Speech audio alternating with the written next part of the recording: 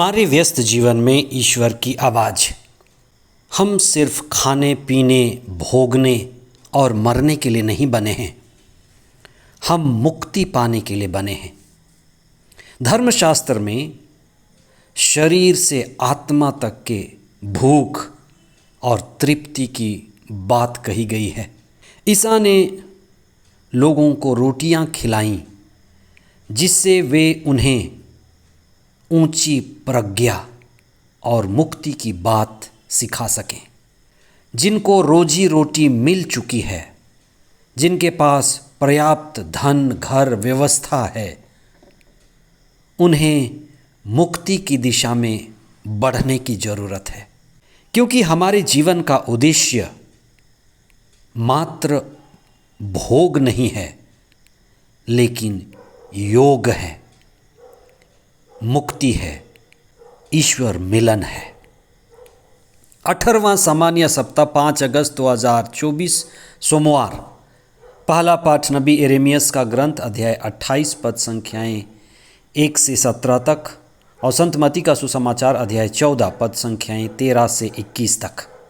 कहा जाता है कि व्यक्ति को उसके कामों के द्वारा जाना जाता है। Action shows the being, doing reveals the being. कोई 5000 लोगों का पेट भर दे, वह कौन हो सकता है? यह किसकी क्रिया और कार्य का प्रतीक है?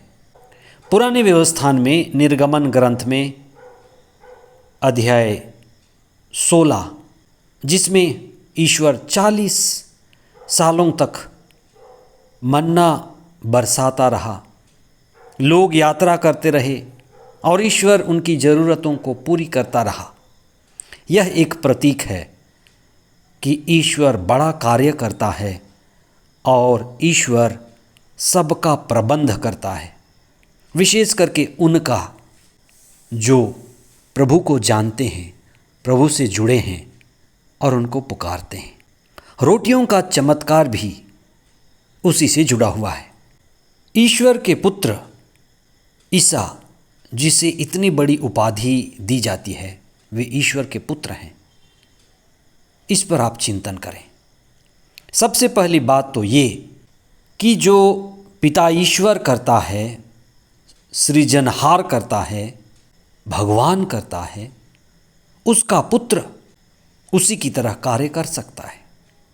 पुराने व्यवस्थान पे पिता ईश्वर मन्ना बरसाता है, नए व्यवस्थान में प्रभु यीशु पिता ईश्वर की तरह ही हजारों लोगों के खाने का प्रबंध करते हैं।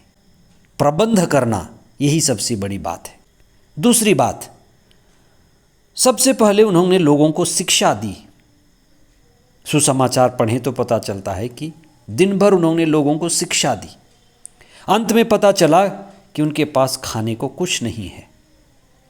जो ईश्वर से जुड़े होते हैं, ईश्वर के पास आते हैं, ईश्वर की दिव्यवाणी सुनते हैं, उनकी प्रज्ञा से संचालित हैं, तो ईश्वर उनके लिए प्रबंध करता है। और ईश्वर की शिक्षा मुक्ति की शिक्षा है, आत्मा की शिक्षा है, दिव्य ज्ञान की शिक्षा है, संसार से और मन से आज़ादी की शिक्षा है। तो जिसने ये शिक्षा पाई है, उसके लिए रोटी की व्यवस्था बड़ी व्यवस्था नहीं है, ईश्वर व्यवस्था करता है। इसलिए सबसे बड़ी बात है कि मुक्ति का कार्य चलना है। तीसरी बात, ईसा जो लोगों को रोटी खिलाए, वह एक सबसे बड़ा प्रतीक है, क्योंकि जीवन के अंत में वे स्वयं रोटी बन गए। सांस्कारिक रोटी, प्रभु का भोज यूखरिस्ट, जिसमें दो बातें। पहली बात तो शब्द समारोह, ईश्वर के शब्द का समारोह। दूसरी बात रोटी तोड़ने का समारोह। वचन के द्वारा और प्रभु यीशु के शरीर और रक्त के द्वारा हम प्रतिदिन प्रभु से जुड़ते हैं, उनसे शक्ति पाते हैं। वो हमारे लिए शक्ति और जीवन के स्रोत बन जाते हैं। तो ईश्वर न केवल हमारे पेट को भरता है, हमारे मन और आत्मा और संपूर्ण जीवन में क्रांति लाता है और सबसे बड़ी भूख और तृप्ति और संतोष का अनुभव लाता है। प्रभु से जुड़े, प्रार्थना करने के लिए समय निकालें, मौन प्रार्थना करें, प्रभु के दिव्य वचन को पढ़ कर के प्रार्थना करें, संस्कारों के द्वारा भक्तिमय लगाव और जुड़ाव के साथ जीवन में आध्यात्मिक उन्नति करें। आमीन।